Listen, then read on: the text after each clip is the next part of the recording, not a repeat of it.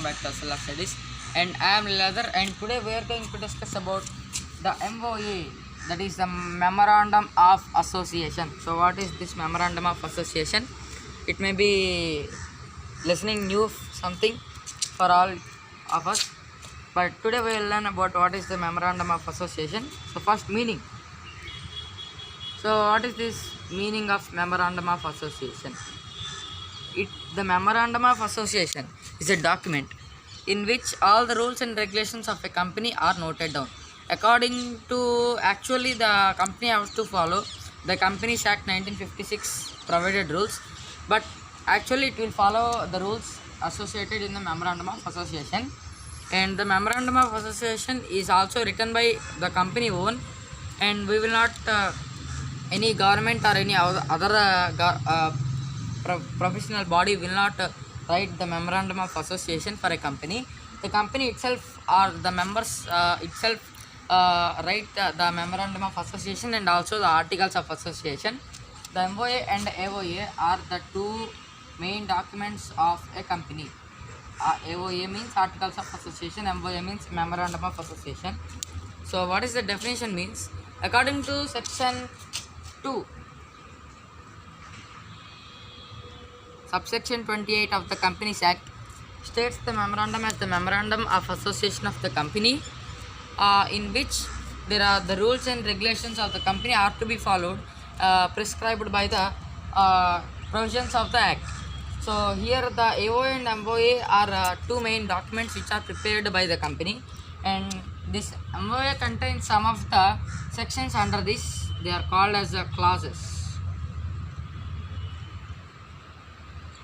As we know, MOA is very strict and it have to be prepared very carefully, because as like our constitution, the MOA is the constitution of a company and it is a charter of the company, and it defines the scope for the raising funds from the public, and also it the main purpose of the MOA is to enable the shareholders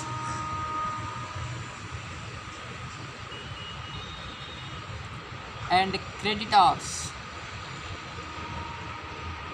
of the company, and also those who deals with the company and want to know the permitted range of activities of the company or the enterprise. And this is the main purpose of the Memorandum of Association.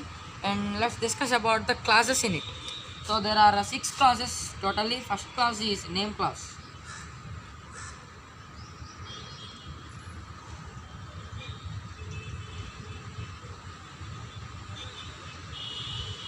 So what is this name clause? As all we know, company is a separate legal entity from the existence of its members, right?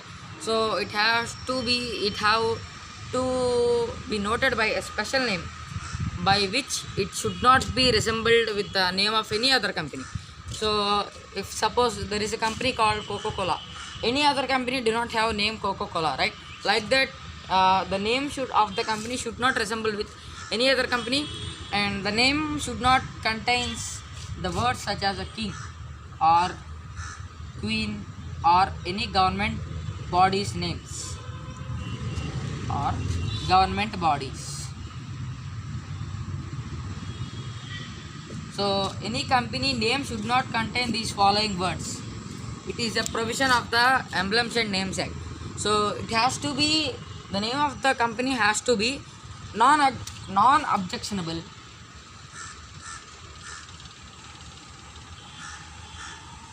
under the Emblems and Names Act 1950. So in the year 1950, the government has passed a law, that is Act, Emblems and Names Act.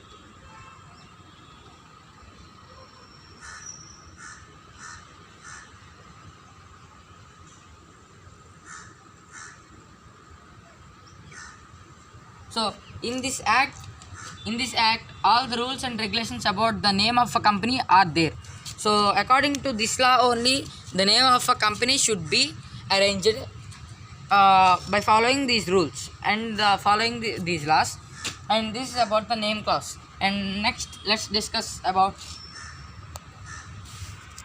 Friends, our next class is registration or situation clause.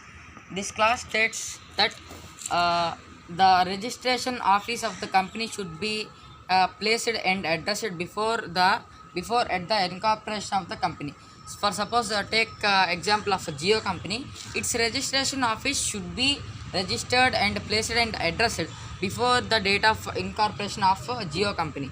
So this states that this is the statement of the registration of the situation clause, and this helps the company to have correspondence with the registration office. And if it is not done, in case if it is not done, it should be intimated to the registrar of company ROA before the date of incorporation, or otherwise the company cannot commence its business or start its business. Okay, so this is about registration clause. Our next clause is object clause. Objects clause. So what is this objects clause? Objects clause defines the main motives or the objects of the company, and it is considered as a core clause of the memorandum of association because it states some special powers of the members of the company, and it also states two things: main objects and other objects. And it also keeps assurance and keeps protection for the shareholders and also for the creditors that their funds are not going to be risked or wasted. So this is the objects clause, and let's discuss about the fourth one, that is capital clause.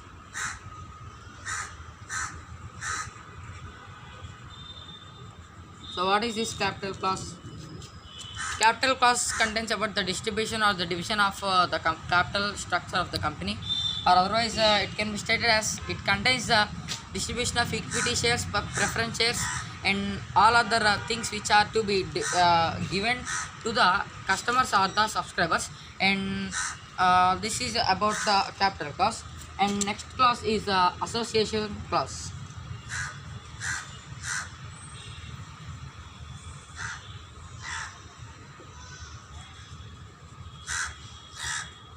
What is this association clause? Name only contains association means it contains all the addresses and occupations of the subscribers of the company or the shareholders of the company, and it should contain some witnesses or also be given in the association clause for the security of the company's resources. And this is about association clause. One more clause is left. Friends, here we are discussing about the liability clause. So this is the last clause in the memorandum of association. So what is this liability clause means? It states about the liability of the members or the shareholders. It states that the liability of the members is limited up to the shares held by them. It means the members are not liable.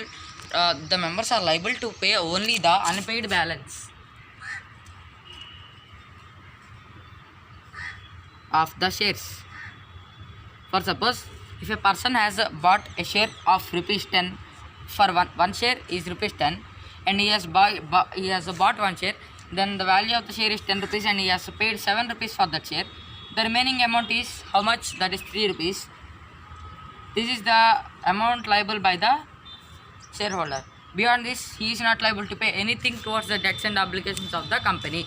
It is the statement of the liability clause. So friends, today we have discussed about all the clauses of the memorandum of association. And if you like this video, please hit the like button and please do subscribe for our channel for some more interesting videos. And thanks for watching this video, friends.